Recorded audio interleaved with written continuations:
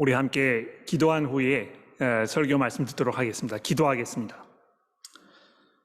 하나님 아버지, 저희가 오늘 이 음행에 관련된 문제에 대하여 바울 사도께서 고린도전서에서 말씀하신 것들을 돌아보기를 원합니다. 하나님의 능력으로, 하나님의 지혜로 우리에게 주신 이 말씀이 우리의 삶 속에 풍성한 복음의 열매를 맺을 수 있도록 오늘 이 시간 주의 성령께서 저희들을 먹여주시고 가르쳐주시며 인도하여 주옵소서. 무엇보다도 우리가 하나님의 말씀을 심각하게 받아들이며 이 말씀이 우리에게 요구하는 삶의 모습과 방향이 어떠한 것인지를 깊이 돌아볼 수 있는 믿음과 겸손함을 우리 모두에게 허락하여 주옵소서. 우리 구주이신 예수 그리스도의 이름으로 간절히 기도합니다. 아멘.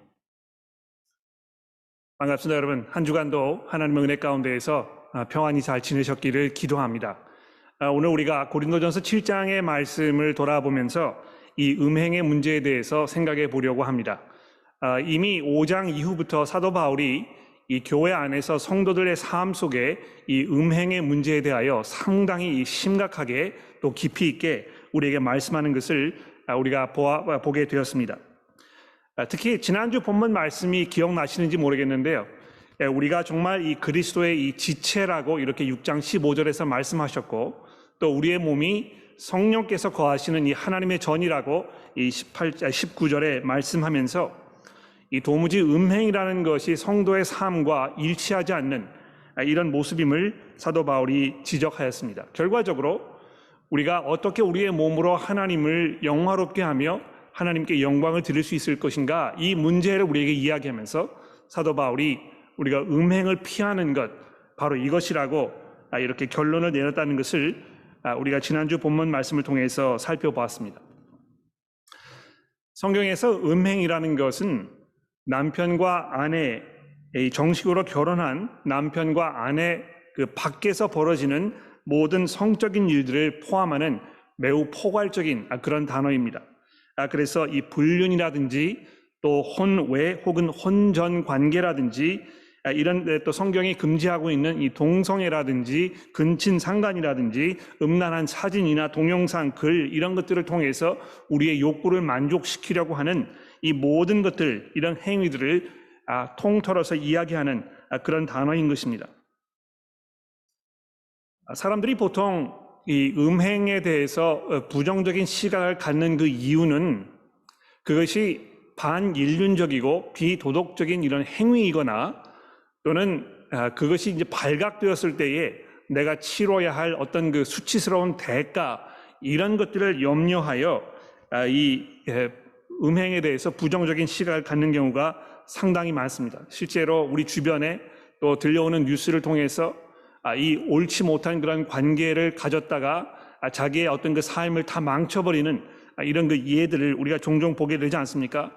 그래서 정말 그런 그 대가를 치르지 않으려면 이런 거 우리가 멀리 해야 된다, 이제 이렇게 사람들이 생각을 하게 될지 모르겠습니다. 그러나 우리 그리스도인들이 음행을 피해야 하는 우선적인 이유는 바로 그것이 하나님의 영광을 가리는 일이기 때문입니다.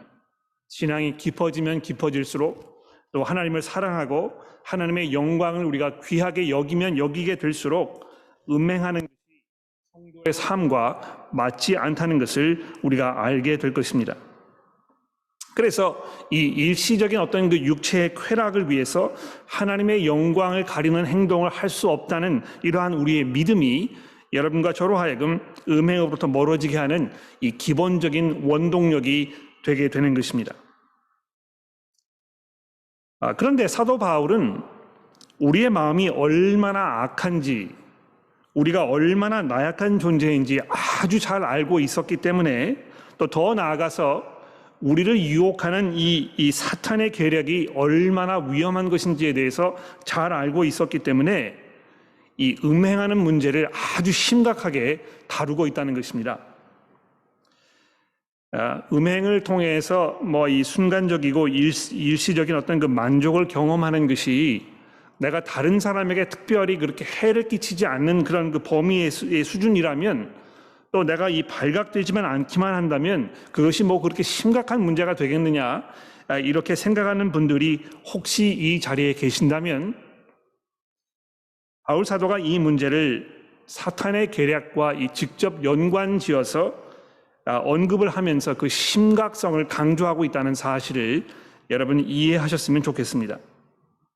이 음행이라는 것은 마치 약물이나 또 알코올 등의 이 중독이 되는 것과 같아서 이것이 점점 사람의 마음과 생각을, 양심을 무디겨지게 만들 뿐만 아니라 거기에서 헤어나오지 못하도록 사람을 이 얽어매는 이 굉장히 파괴적인 힘을 가지고 있다는 것입니다.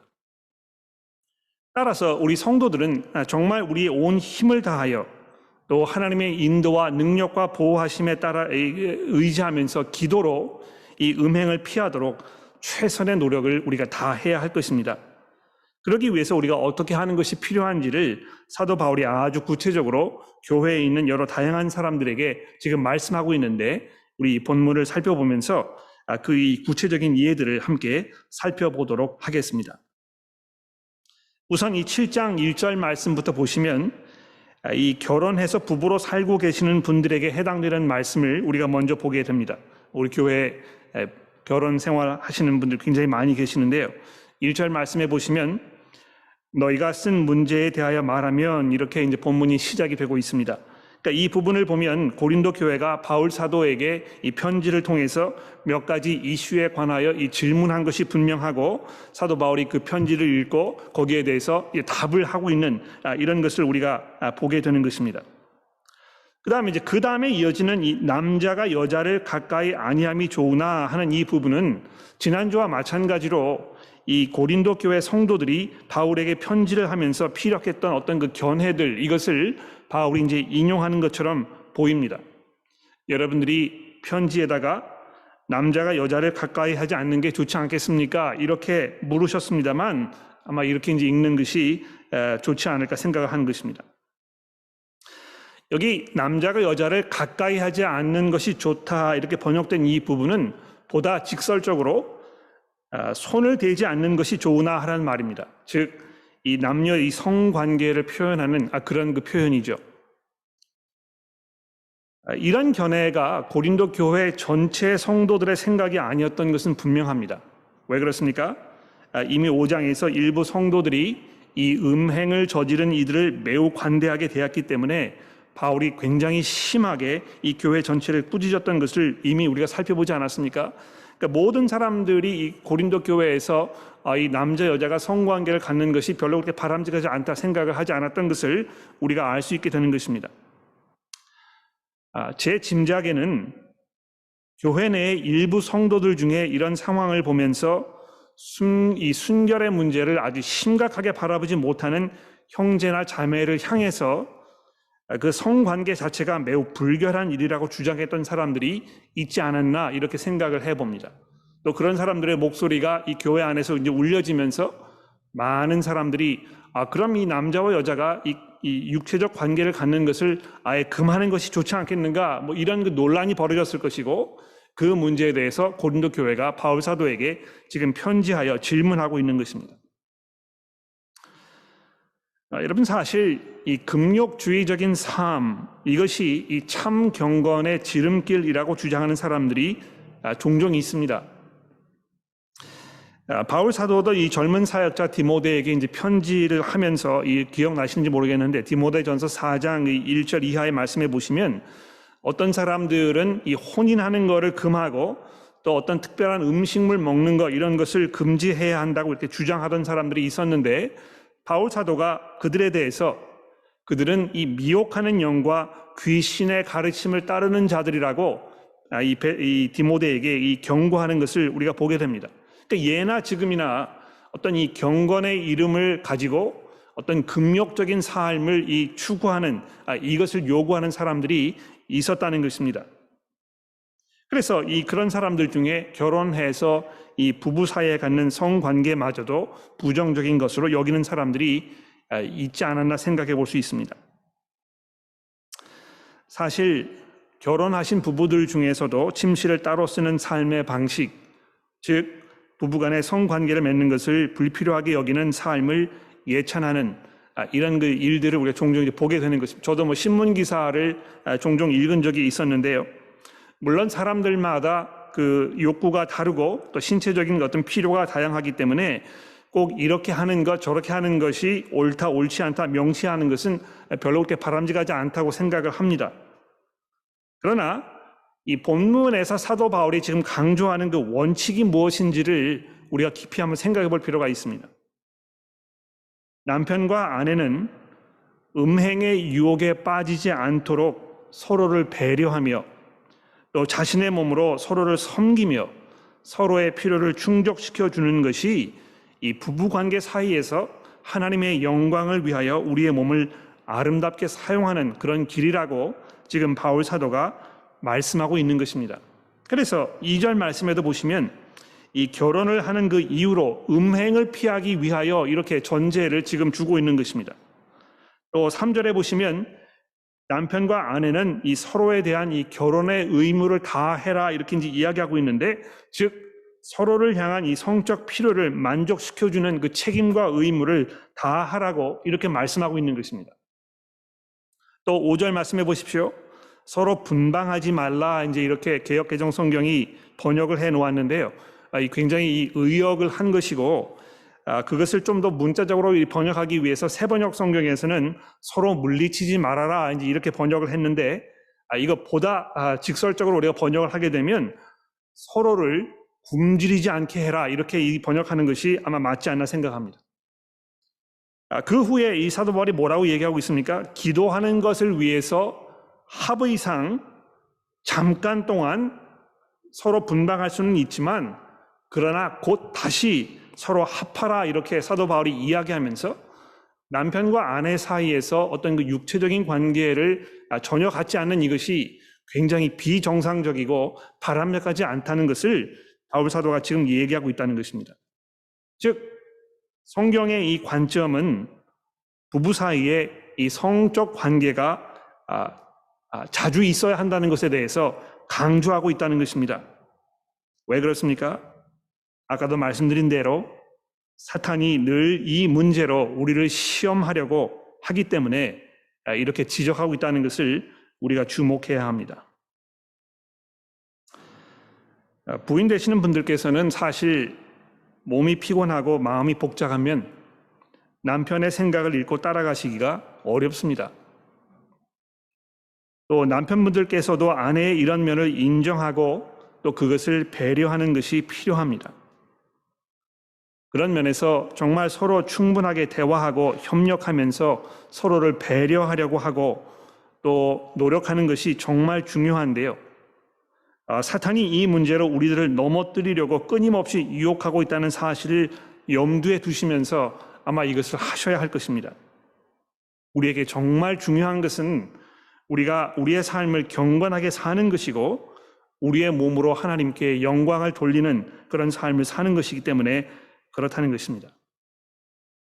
하나님께서 정하신 이 결혼의 목적 중에 하나는 음행을 피하기 위하여라는 사실을 우리가 기억합시다.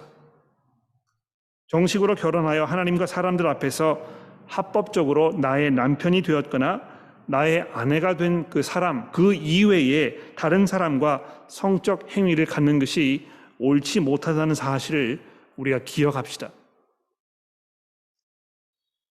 물론 이 6절과 7절에서 바울 사도는 자신과 같이 이 독신으로 살면서도 하나님께서 주신 은사가 있기 때문에 음행에 빠지지 않는 이런 이들이 있다고도 말씀을 합니다. 또 가능하다면 7절에 보시는 바와 같이 이 독신으로 사는 것이 바람직한 선택이라고까지 이렇게 말씀하고 있습니다. 왜 그런지에 대해서는 우리가 이제 다음 주에 좀 더 자세하게 살펴보기로 하겠습니다만, 오늘 여기에서 강조해야 될 것은 결혼을 했든지 독신으로 살고 있든지 음행을 피하는 것, 이것이 우리가 하나님을 우리의 몸으로 영화롭게 하는 삶이라는 것을 기억해야 할 것입니다. 혹시 아직 이 부분에 대해서 솔직하고 깊이 있는 그런 대화를 나누지 못하신 부부가 계신다면 너무 오래 미루지 마시고 서로를 섬기며 배려하고 또 경건하게 살도록 도우려는 그러한 사랑의 마음으로 대화의 문을 열게 되시기를 바랍니다. 그러나 결혼 생활이 오랜 동안 이 방치되어서 그동안 쌓여온 어떤 그 마음의 상처가 굉장히 깊고 심하여 이것이 단순히 부부로서 이 육체적인 관계를 갖는 것보다 훨씬 더 복잡하고 어려운 이런 상태에 계시는 분도 우리 가운데 계실지 모르겠습니다. 제가 지금까지 경험한 바로는 바로 그러한 경우에는 그저 두 분만의 대화로는 해결하기가 어려운 그런 상태일 확률이 매우 높다는 것입니다. 이것이 매우 사적인 문제이기 때문에 다른 사람에게 이것을 털어놓고 도움을 요청하는 일 자체가 매우 창피한 일로 여겨져서 이러지도 못하고 저러지도 못하고 그저 속만 썩이면서 상태가 점점 악화되어가는 그런 경우를 가끔 목격하게 되는데요. 제가 여러분들에게 부탁을 드리고 싶은 것은 하나님께서 여러분들이 정말 경건하게 살기를 원하고 여러분들이 여러분의 몸을 통해서 서로를 섬기면서 배려하면서 정말 음행을 피할 수 있도록 사랑으로 서로를 섬기는 그런 모습 살기를 원하기 때문에 우리가 도움을 요청해야 된다고 확신합니다. 또 도움을 요청해서 도움을 받으셨을 때에 이것이 좋아지고 개선되면서 좋은 방향으로 나아갈 수 있는 이런 가능성이 있다는 것을 여러분 기억하시면서 그냥 내버려 두지 마시고 방치하지 마시고 그저 속만 까맣게 타들어가도록 이렇게 방치하지 마시고 하나님께 기도하며 도움을 요청하십시오. 필요하다면 저에게 찾아오시면 제가 여러분들을 도와드릴 수 있습니다. 또 구체적으로 짧은 시간에 많은 어떤 진전이 있지 못하게 되더라도 우리가 함께 기도하면서 정말 경건을 위하여 우리가 함께 애쓸 수 있지 않겠습니까? 두 번째로 아직 한 번도 결혼한 적이 없거나 또 배우자와 사별한 이들에 대해서 사도 바울이 어떻게 이 경건한 삶을 살 것인가의 문제를 8절과 9절에서 이렇게 얘기합니다. 내가 결혼하지 아니한 자들과 과부들에게 이르노니 나와 같이 그냥 지내는 것이 좋으니라. 여기 나와 같이 지낸다는 건 이제 독신으로 지내는 걸 말하는 것이죠. 그러나 9절에 보시면 만일 절제할 수 없거든 결혼하라. 정욕이 불같이 타는 것보다 결혼하는 것이 나으니라. 여기도 보시면 결과적으로 사도 바울이 강조하는 것이 무엇입니까? 이 경건하게 사는 것, 이것이 가장 중요한 것이고 또 내 경건에 도움되는 그런 선택을 하는 것이 이 가장 바람직한 선택이라고 바울이 말씀하고 있다는 것입니다. 왜 그럼 이 독신으로 사는 것이 좋으니라 이렇게 이 8절에 이야기하고 있는지 우리가 이제 생각을 해봐야 되겠죠. 그러나 이 문제에 대해서는 제가 아까 말씀드린 대로 다음 주에 보다 자세하게 말씀을 드리도록 그렇게 하겠습니다. 세 번째로 이 이혼의 문제에 대해서 이제 사도 바울이 우리에게 말씀을 하게 됐는데 아마 이 부분이 제일 어려운 그런 부분이 아닌가 생각을 합니다. 이혼해서 이 재혼을 생각하고 계시는 분도 계실 것이고 이혼의 상처가 너무너무 깊어서 아직도 거기에서 헤어나지 못하는 이런 분들도 계실 것입니다. 이런 상황에서 어떻게 사는 것이 내가 음행을 피하는 것이며 하나님께 영광을 돌리는 삶인가 이 문제를 우리가 한번 생각해 봅시다. 우선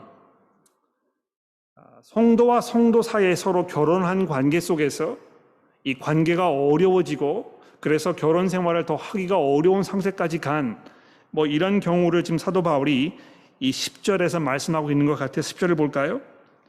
결혼한 자들에게 내가 명하노니 명하는 자는 내가 아니오 주시니라. 여자는 남편에게서 갈라서지 말고 만일 갈라섰거든 그대로 지내든지 다시 그 남편과 화합하든지 하라. 남편도 아내를 버리지 말라. 이렇게 사도 바울이 말씀하고 있습니다. 여기 명하는 자는 내가 아니오 주시니라 하는 이 말씀은 사도 바울께서 지금 그 복음서에서 예수께서 직접 하셨던 그 말씀 이것을 지금 인용하고 있기 때문에 이렇게 말씀하는 것입니다. 예수 그리스도께서 이 결혼에 관해서 말씀하신 이것을 내가 다시 여러분들에게 지금 전해드리는 것입니다. 이렇게 이야기하면서 뭘 말하고 있습니까? 이혼하지 말라는 것입니다. 그런데 실제로 교회 안에서 이혼의 상처를 가지고 계시는 많은 분들이 계십니다. 제가 이 한국 분이 쓰신 글을 하나 읽었었는데요. 이분이 그 글에다가 뭐라고 쓰셨냐 하면, 이혼을 한 후에 교회에서 많은 사람들의 이 따가운 눈총과 시선을 내가 견디기 어려웠다.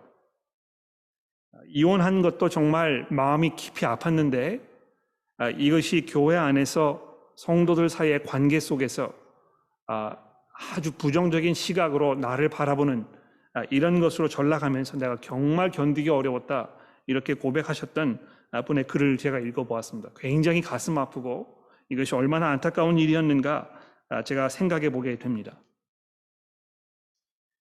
그러나 다른 말씀을 먼저 드리기 전에 가장 먼저 이야기해야 될 것은, 하나님께서 이혼하는 것을 원치 않으셨습니다.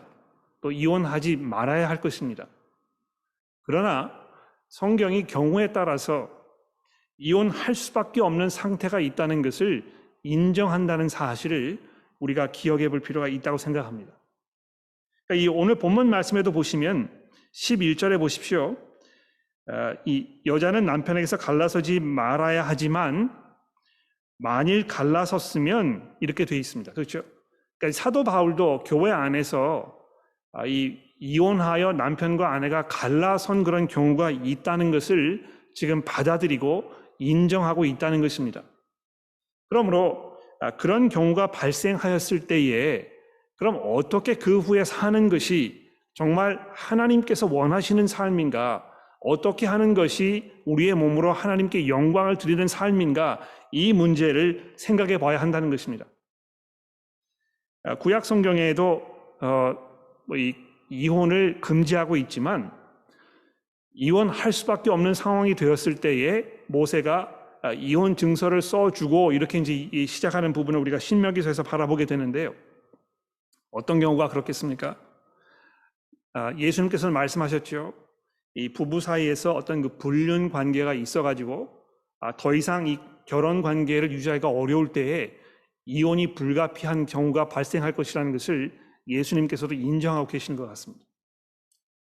또 그 이외에도 정말 이 남편이나 아내가 서로에 대해서 정신적으로, 육체적으로, 그 밖에 여러 가지 방법으로 학대하고 거기에서 이 삶의 위협을 느끼고 이런 상황이 벌어졌을 때에 그것이 결혼 관계를 계속 유지할 수 없는 그런 상황으로 이끌게 되고, 그래서 이혼할 수밖에 없는 이런 상황이 벌어질 것이라고 우리가 인정해야 되지 않을까 생각합니다.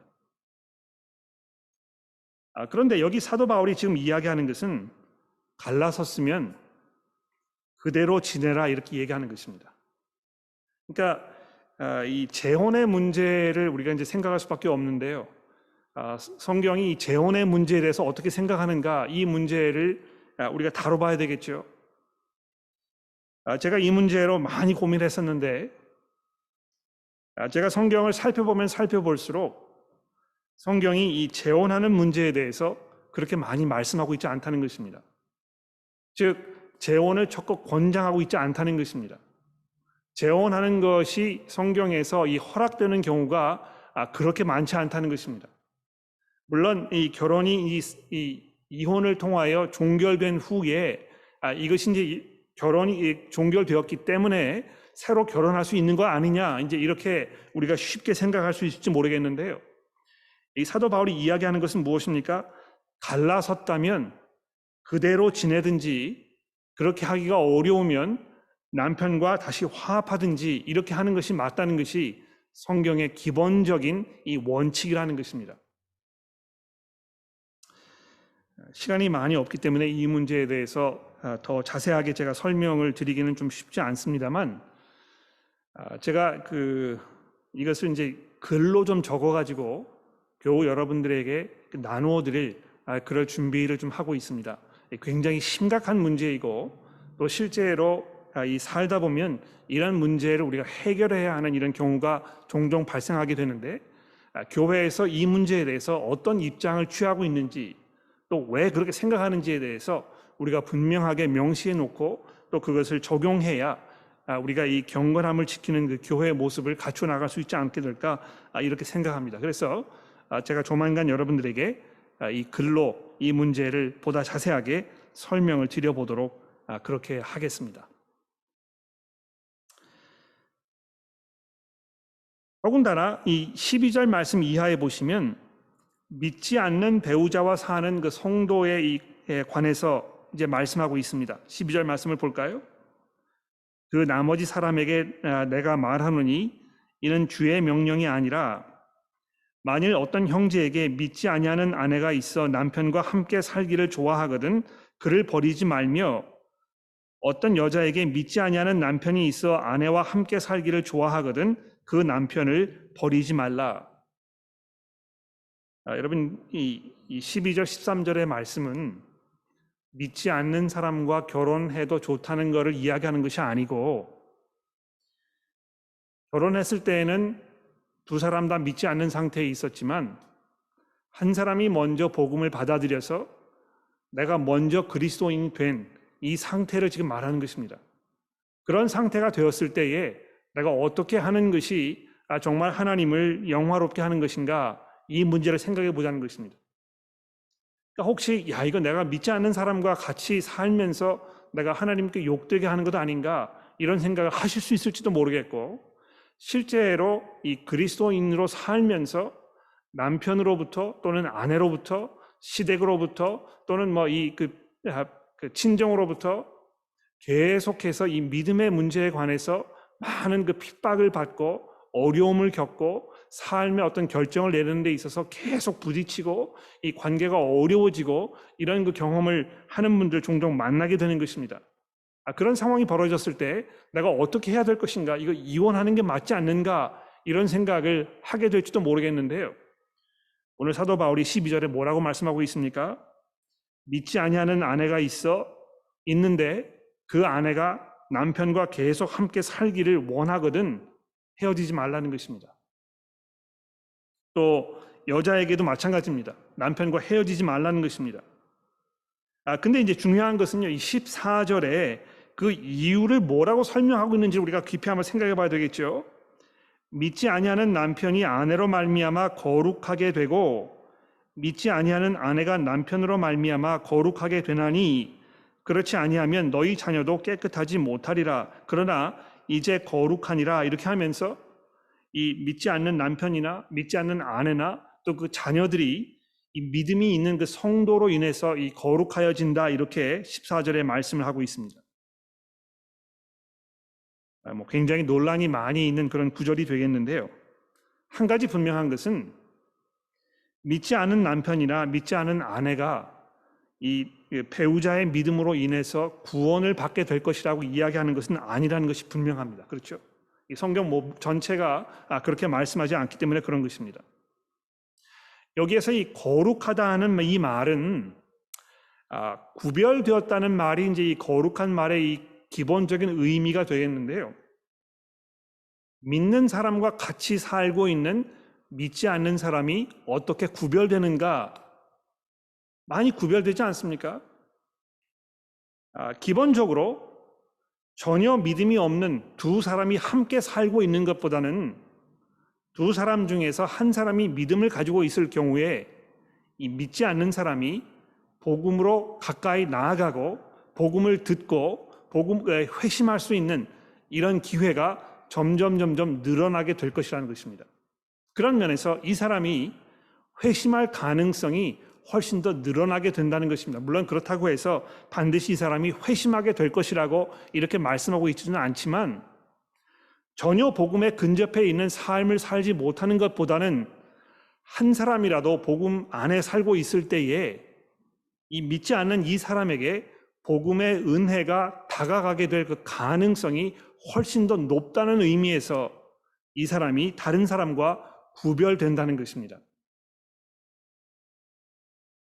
자, 그러면 왜 15절에서 믿지 아니하는 자가 갈리거든 갈리게 하라, 형제나 자매나 이런 일에 구애될 것이 없느니라, 그러나 하나님은 화평 중에 너희를 부르셨느니라. 아내된 자여 내가 남편을 구원할지 어찌 알 수 있으며 남편 된 자여 내가 아내를 구원할 수 있는지 어찌 알 수 있으리요. 이렇게 이제 물어보고 있는데 이거 왜 이렇게 이야기하는 것인가? 특히 교회 안에서 믿지 않는 배우자와 함께 생활하고 계시는 이런 분들이 계십니다. 그분들의 그 어려움과 그 마음의 간절한 기도와 또 그 수고가 얼마나 깊고 안타까운 것인지 제가 잘 알고 있습니다. 또 하나님께서 여러분들의 그런 수고와 기도와 여러분의 그 안타까움을 잘 알고 계실 것입니다. 근데 여기 지금 사도 바울이 이야기하려는 이 15절의 말씀은 무슨 영문이든지 간에 믿지 않는 사람이 자기 배우자가 이 기독교인이 되었다는 이유로 인해서 내가 더 이상 당신과 살고 싶지 않다 이렇게 이야기하였을 때 그 사람과 헤어질 수밖에 없다는 것입니다. 그러니까 억지로 막 이렇게 그 사람을 붙들고 헤어지지 말도록 간청하고 이렇게 해서 점점 더 관계가 어려워지고 이런 상황으로 가는 것은 바람직하지 않다고 지금 말씀하고 있는 것이죠. 왜 그렇습니까? 아내된 자여 내가 남편을 구원할지 어찌 알 수 있으며 남편 된 자여 내가 아내를 구원할 수 있는지 어찌 알 수 있으리요. 물론 우리가 기도하면서 하나님의 인도를 간구하면서 최선을 다하여 복음을 설명하고 복음에 합당한 삶을 살면서 내가 남편이나 아내에게 사랑으로 순종의 모습으로 다가가면서 복음을 계속 선포할 수 있을지 모르지만 그러나 그럼에도 불구하고 이 사람이 구원을 받게 될 것인지에 대해서 그리스도를 영접할 수 있게 될 것인지에 대해서 우리가 장담할 수 없다는 것입니다. 이것은 하나님께 속한 일이고 하나님의 은혜 가운데에서 하나님이 정하실 일이기 때문에 우리가 여기에 모든 것을 걸기가 어렵다는 것입니다. 아마 이런 이야기를 들으시면 이 믿지 않는 분과 배우자와 함께 살고 계시는 성도 여러분들의 마음속에 더 깊은 상심이 되지 않을까 좀 염려가 되기는 합니다만 그러나 이 믿지 않는 배우자가 지금 이 헤어지자는 말을 하지 않도록 우리가 정말 배려하고 또 사랑으로 순종으로 인내심으로 끝까지 관계를 잘 유지하는 것이 굉장히 중요할 것입니다. 또 그러한 관계 속에서 복음이 계속해서 전달될 수 있도록 우리가 노력하고 또 하나님께서 우리의 수고를 통해서 이 사람에게 은혜를 베풀 수 있도록 여러분도 기도하시고 또 저도 기도하고 우리 교회에 있는 형제 자매들이 우리 함께 기도해야 할 것입니다. 본문 말씀이 직접적으로 우리에게 다루고 있지 않습니다만 이혼할 수밖에 없는 상태에 있었고 그래서 이혼하게 되었는데 그럼 성경이 이 재혼에 대해서 계속 이렇게 권장하고 있지 않다면 그럼 나는 어떻게 살아야 될 것인가? 나에게 계속해서 어떤 그 육체적 성적 욕구가 있는데 재혼하지 말라고 이야기하면 그럼 나는 어떻게 해야 될 것인가? 이 문제도 굉장히 어려운 문제가 되겠죠. 역시 이 문제도 제가 글로 여러분들에게 이 성경의 생각을 좀 설명을 드리려고 합니다. 그래서 오늘 이 설교 시간은 제가 다루지 않겠습니다만 제가 여러분들에게 보내드리는 그 글을 참고하시고 도움이 되시기를 제가 바랍니다. 결과적으로 무엇이 나에게 가장 중요한 이슈인가 이것을 우리가 생각해 보아야 될 것입니다. 결혼하는 것이 내게 가장 중요한 이슈인가? 어떤 나의 성적 그 욕구와 필요를 채우는 것이 나에게 가장 중요한 이슈인가? 아니면 그것보다도 내가 정말 하나님을 위하여 나의 삶을 살며 하나님의 말씀에 순종하며 내가 믿음으로 하나님의 인도를 내가 의지하는 이것이 나에게 가장 중요한 이슈인가? 이 문제를 우리가 마음속에 분명하게 정리하고 결정해야 할 것입니다.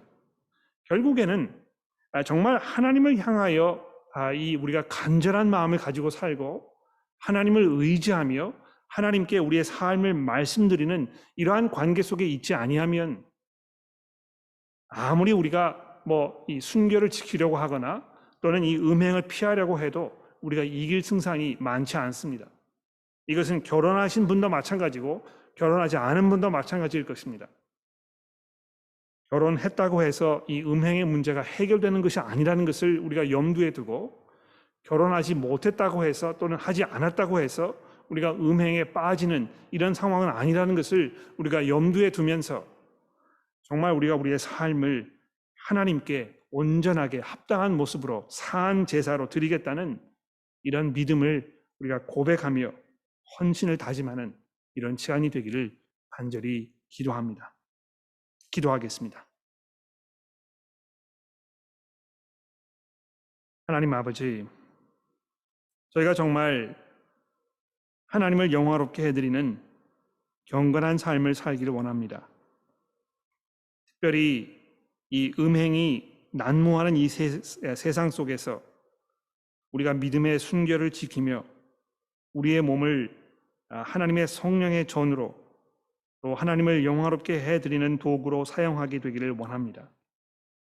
우리의 삶 속에 매우 복잡하고 다양한 이런 그 상황들이 벌어지고 또 그런 상황 속에서 어떻게 대처하는 것이 정말 하나님께 영광을 돌리는 것인지 많은 지혜가 필요하며 많은 기도와 생각이 필요합니다.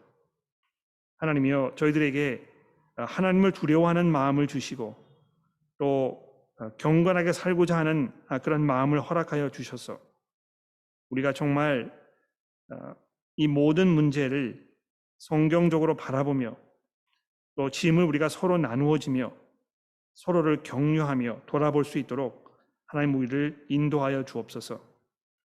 하나님, 특별히 저희 가운데에 이 음행의 문제로 고민하고 있거나 또 거기에서 얽매여 살고 계시는 분들이 계시다면 하나님이여, 주의 성령께서 그분들의 마음속에 함께 하셔서 거기로부터 벗어날 수 있도록 주여 도와주옵소서. 그러나 그렇게 하기 위해서 우리의 노력과 수고뿐만 아니고 하나님의 인도하심과 하나님의 간섭이 필요하오니 주여 저희를 그냥 내버려 두지 마시고 우리 마음속에 주의 성령께서 변화를 일으켜 주옵소서. 이 시간에는 우리가 회개 기도를 하는 시간을 갖도록 하겠습니다. 특별히 오늘 말씀과 이 연관지어서 우리가 이 음행의 문제를 깊이 돌아보며 혹시 우리가 회개해야 할 부분이 있지 않는지 돌아보면서 우리 함께 기도하도록 하겠습니다. 저희들의 창조주시며 심판관이신 자비하신 하나님, 저희들 모두는 그릇 행하여 각기 제 길을 걸으며 이 세상 풍조를 따라 육체의 욕심을 따라 마음에 원하는 것만을 쫓아 살며 하나님을 거역하는 삶을 살아왔음을 회개합니다. 저희들 모두가 본질상 하나님의 진노를 피할 수 없는 존재들임을 고백합니다. 그러나 그리스도께서 친히 저희를 대신하여 모든 죄를 담당하셨으니 이제 저희들에게 용서를 베풀어 주시고 그리스도 안에서 거듭난 새 생명 가운데 아버지를 섬기며 순종하는 삶을 살 수 있도록 힘 주시기를 예수 그리스도의 이름으로 간절히 기도합니다. 아멘.